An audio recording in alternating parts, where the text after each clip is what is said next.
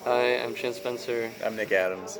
and this is our Project Zero for Physics 357.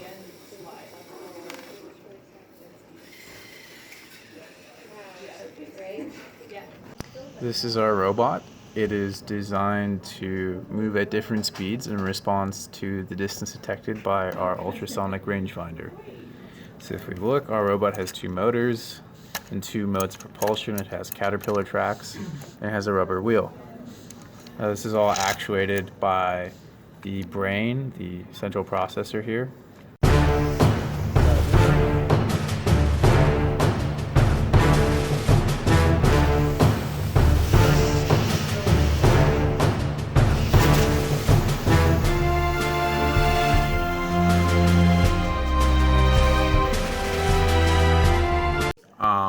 This is our case structure, and it's what controls the motors. So we can see in our first case, both of our motors are being powered at 10%. In our second case, both motors are being powered at 30%. In our third case, both motors are being powered at 90%. And then our fourth case is a brake. So both the motors are in brake mode. And then we have our final case, which is anything else, which is nothing. Our cases come from this array, which converts from a Boolean value into a number, which ends up being 1, 2, 4, 8. This array is fed from a series of comparisons, which originate from our ultrasound rangefinder.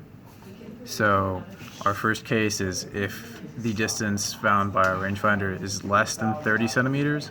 Our second case is between 30 and 50 centimeters. Our third case is between 50 and 200 centimeters. And our final case is essentially infinity, which is over 200 centimeters. And so we use a series of comparisons and AND gates to get a true-false statement out of here, which is then fed to the array again. That array value is converted into a number, which is fed into our statement here.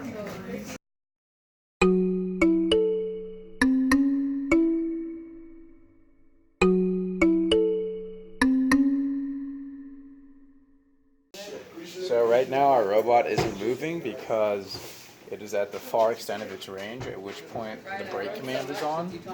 We can see it twitches occasionally. We think this is due to like noise from the ultrasonic sensor. It'll start to move itself when it starts to shake, but otherwise it will not move when there's nothing in front of it. However, when you put something in front of it like this book or my arm, it'll start to move.